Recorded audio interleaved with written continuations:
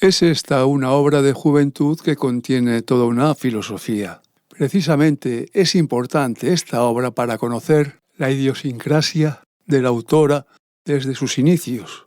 Para comprender a Simone de Beauvoir hay que regresar a su época temprana y entender este opúsculo, esta obra poco conocida, pero que en realidad se titula Pirros y Cineas. Simplemente la mayoría de las traducciones han dado en llamarla ¿Para qué la acción?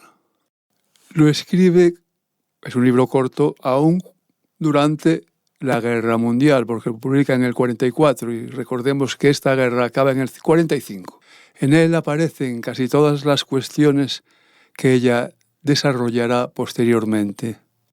La libertad, el compromiso, la responsabilidad, la relación con los otros y el sentido de la acción humana.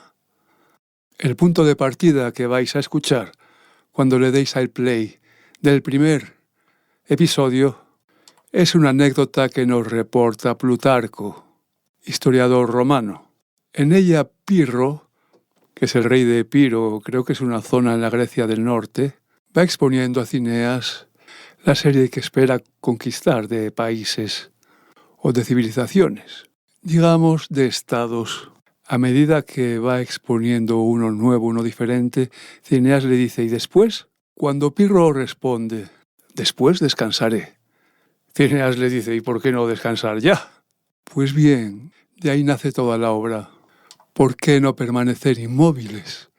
Beauvoir nos dice, porque el hombre es proyecto. Es una existencia que se dirige continuamente, más allá de sí misma. No es una esencia, el reposo absoluto es imposible. Incluso quien pretende aislarse del mundo sigue realizando un proyecto. El hombre que renuncia a la acción sigue decidiendo. El sabio que aconseja silencio, al aconsejar, ya está actuando. La vida humana es inevitablemente trascendencia. Trascendencia. Bueno, creo que es importante subrayar lo que está diciendo, porque habla de existencia y nosotros pensamos siempre que existencialismo es que no hay esencia, o sea que no somos nada. Pero resulta que nos dice que es trascendencia, por tanto, no posee esa carga autodestructora del existencialismo como concepto que siempre habíamos pensado, nos habían dicho. La autora combate dos ilusiones, dos supuestos para ella falsos. Uno, que existan valores objetivos ya dados en el mundo. Dos, quienes reducen toda acción a un simple juego sin significado. Es tremendo esto si os dais cuenta, porque quiere decir que ni una cosa ni la contraria son reales. No existen los valores objetivos dados a pesar de lo que se nos dice o lo que creamos. Pero al mismo tiempo, si eso os podría hacer descreer de la acción, os equivocáis porque es imposible, dado que estamos hechos para ella. Proyectar, movernos, actuar, trascender. De todas formas, entre ambos extremos, Beauvoir sitúa la libertad humana. O sea, el sentido de nuestros actos, nuestros trabajos, nuestras ilusiones, nuestros proyectos, no viene de fuera.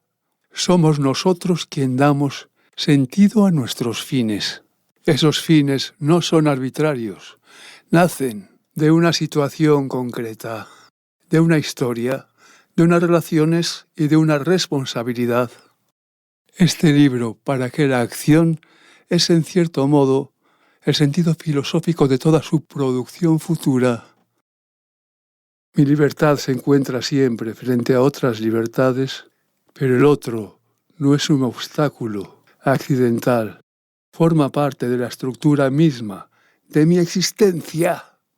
La ética no consiste en obedecer reglas eternas, sino en asumir responsablemente nuestra libertad y reconocer la libertad de los demás. Lo que aquí aparece como reflexión abstracta reaparecerá más tarde en sus libros en formas diversas: ética, novela, ensayo político. crítica social. Leído hoy, el libro conserva una extraordinaria actualidad. Frente al cinismo, frente al nihilismo, frente a la tentación de la indiferencia, Beauvoir sostiene que actuar sigue teniendo sentido, porque el hombre no es una cosa terminada, sino una apertura hacia el porvenir. Simone de Beauvoir pertenece a una generación marcada por 2 guerras mundiales, por la crisis de las democracias europeas y las grandes transformaciones del siglo XX. No es descabellado relacionar el fondo de lo que dice con lo que ahora se está perdiendo, es decir, la inacción lleva a lo contrario de lo que proclama otro compatriota suyo en su libro Indignados, o sea, a que algo se remueva, algo ético, se remueva dentro de ti y pongas medios activos para solucionarlo. Recordemos someramente lo que fue Simone de Beauvoir, que se unió a Jean-Paul Sartre. Es una de las asociaciones intelectuales más influyentes del siglo XX y que empieza a escribir en una sociedad todavía profundamente conservadora. Estos dos hicieron revolución con el intelecto, porque todo lo que se dio en Francia posteriormente, como he dicho en otros podcasts, no se podría imaginar sin ellos. La mujer ocupaba un rol subordinado tanto en la vida pública como en la privada. Era limitado el acceso femenino incluso a la educación superior. La mayoría de las instituciones intelectuales permanecían dominadas por hombres. Y ahí Beauvoir, en ese contexto, fue una figura excepcional. Recordemos de pasada que su obra más influyente fue El segundo sexo, sobre estas temáticas, pero dentro de un contexto muy amplio, multidisciplinar.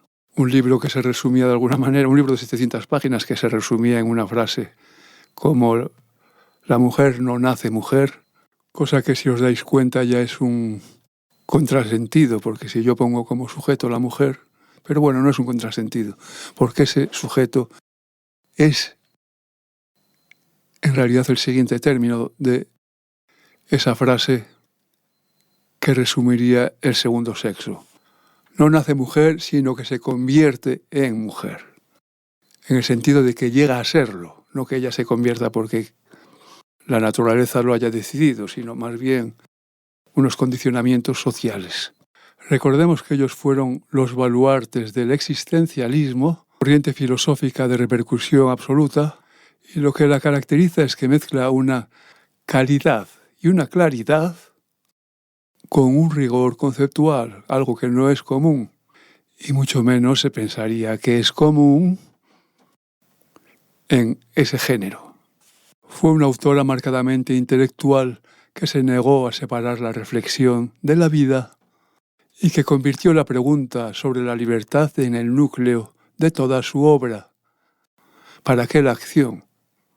Es precisamente el momento en que esa voz comienza a afirmarse con claridad. Ya está ahí la autora del futuro, exigente y apasionada, crítica y profundamente comprometida con la idea de que vivir implica elegir y actuar y asumir las consecuencias de nuestras elecciones.